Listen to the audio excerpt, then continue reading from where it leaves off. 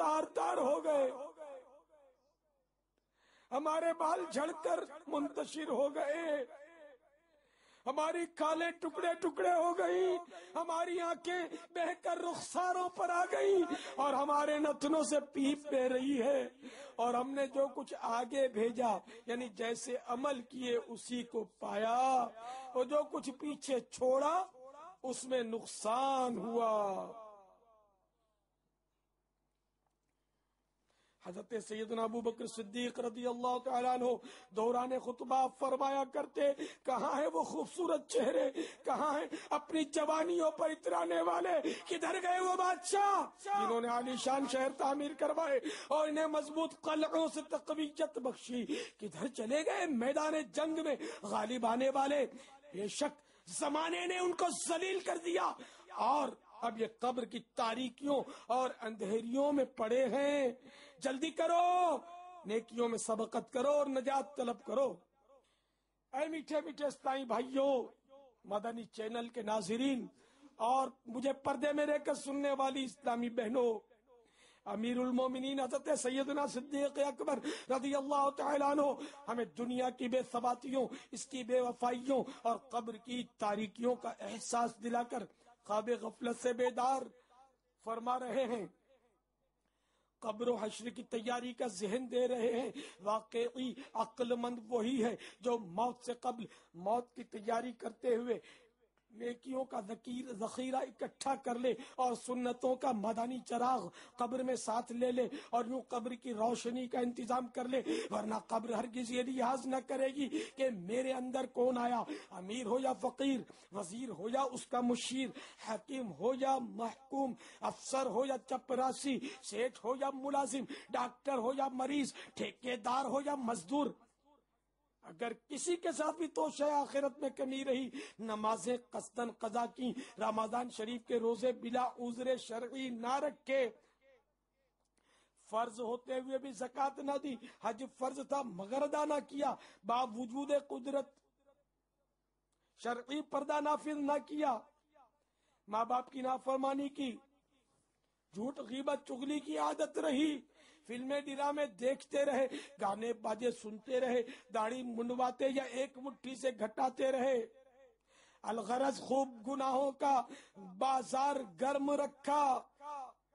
تو اللہ عز و جل اور اس کے رسول صلی اللہ تعالی علیہ وآلہ وسلم کی ناراضی کی صورت میں سوائے حسرت و ندامت کہ کچھ ہاتھ نہ آئے گا جس نے فرائض کے ساتھ ساتھ نوافل کی بھی پابندی کی، رمضان المبارک کے علاوہ نفلی روزے بھی رکھے، گلی گلی کوچا کوچا نیکی کی دعوت کی دھومیں مچائیں، قرآن پاک کی تعلیم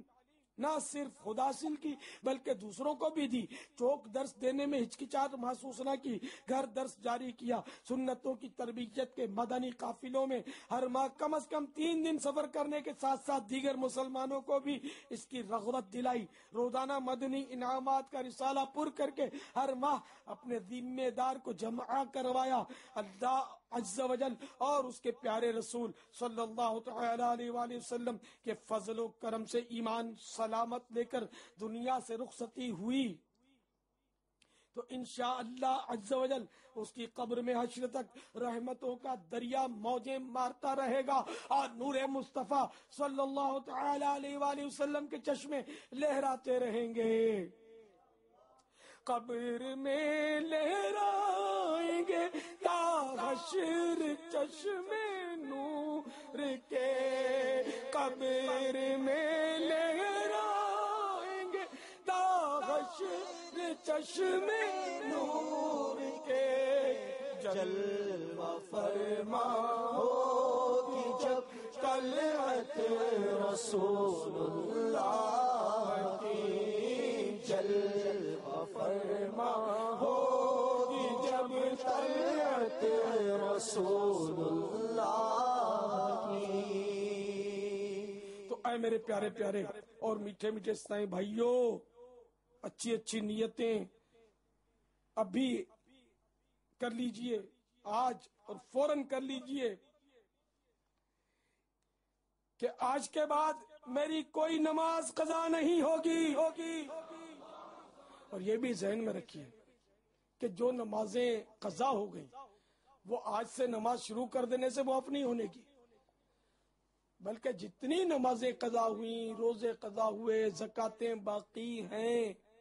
چاہے زکاتیں جب فرض تھی نہ دی اور اب کنگال ہو گئے، تب بھی وہ فرض ساقط نہیں ہوا، جب مال آئے گا وہ فرض تو ادا کرنا ہی کرنا ہے۔ تو یاد رکھیے کہ جو بھی گناہ ہوئے اس سے توبہ ضروری ہے، اور نمازیں روزے وغیرہ جو ہیں یہ توبہ کے ساتھ ساتھ ان کی قضا بھی کرنی ہوگی، تو زندگی بھر کی قضا کا حساب لگا لیجئے اگر ہے تو۔ اور اس کا آسان طریقہ مکتبۃ المدینہ کی چھپی ہوئی کتاب نماز کے احکام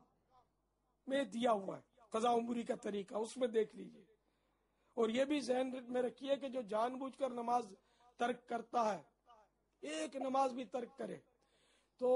اس کا نام جہنم کے اس دروازے پر لکھ دیا جاتا ہے جس سے وہ جہنم میں داخل ہوگا، معاذ اللہ۔ تو اس لیے توبہ کے ساتھ ساتھ اچھی اچھی نیتیں کرتے جائیے کہ میرا کوئی روزہ رمضان کا اب قضا نہ ہوگا، فرض ہونے کی صورت میں زکوٰۃ وقت کے اندر اندر ادا کرتا رہوں گا، حج اگر فرض ہے تو اسی سال ادا کروں گا، جھوٹ نہیں بولوں گا،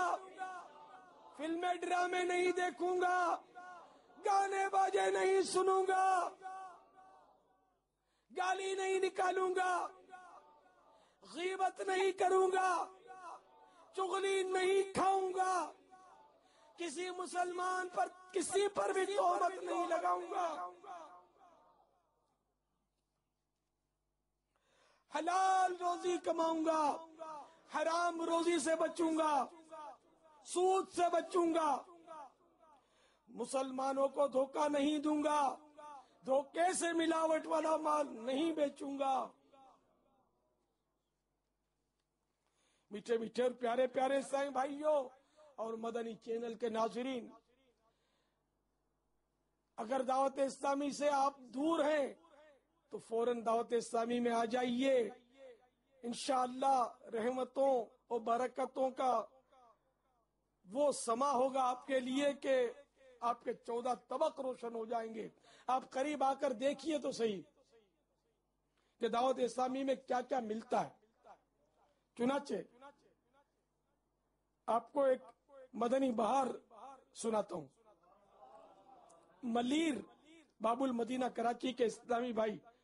عمر تقریباً 27 سال، ان کا کہنا ہے کہ بچپن میں مجھے نعتیں پڑھنے کا شوق تھا،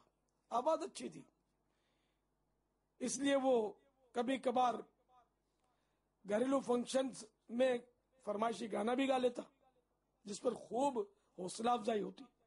جب تھوڑا بڑا ہوا تو گٹار سیکھنے کا شوق چرایا، یہ ایک موسیقی کا آلہ ہے۔ پھر میں نے باقاعدہ گانا سیکھنے کے لیے اکیڈمی میں داخلہ لے لیا، کئی سال تک سیکھنے کے بعد میں نے گانے کے مقابلوں میں حصہ لینا شروع کر دیا، کئی ٹی وی چینلز پر بھی گایا، وقت کے ساتھ ساتھ مجھے شہرت بھی ملتی چلی گئی۔ پھر مجھے دبئی کے بہت بڑے شو میں شرکت کا موقع ملا،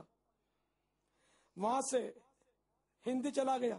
جہاں تقریباً 6 ماہ تک گانے کے مختلف مقابلوں میں حصہ لیا، بڑے بڑے فنکشنز اور فلموں میں گانے گائے اور کافی نام اور مال کمایا۔ پھر گلوکاروں کی ٹیم کے ساتھ دنیا کے مختلف ممالک میں گیا۔ جب کچھ عرصے کے لیے وطن آیا تو اہل خانہ اور محلے داروں نے بڑی حوصلہ افزائی کی، پذیرائی کی اور بہت واہ واہ کی، جس سے نفس بہت پھول گیا، مگر دل ایک بے سکونی کی کیفیت محسوس کرتا رہا۔ مسجد ہمارے جو قریبی تھی وہاں میں نے دیکھا کہ عشاء کی نماز کے بعد ہونے والے درس فیضان سنت ہوتا ہے، اس میں مجھے شرکت کی سعادت مل گئی تو کبھی کبھی بیٹھ جاتا، مگر دل و دماغ پر خوب گانے سنانے، دھن دولت کمانے اور شہرت پانے کا بھوت سوار تھا۔ عاشقان رسول مجھ پر انفرادی کوشش جب شروع کرتے تو میں ٹال مٹول کر کے سرک جاتا۔ ایک رات سویا تو خواب میں دعوت اسلامی کے ایک مبلغ نظر آئے جو بلند جگہ پر کھڑے مجھے اپنے پاس بلا رہے تھے، گویا کہ مجھے گناہوں کے دلدل سے نکلنے کی ترغیب دے رہے ہوں۔ جب صبح اٹھا تو اپنے انداز زندگی پر کچھ دیر غور و فکر کیا، مگر پھر میری حالت بری رہی، وہی گناہ بری رہی۔ کچھ عرصے بعد ایک اور خواب دیکھا، وہ بڑا ڈراؤنا تھا، اور اس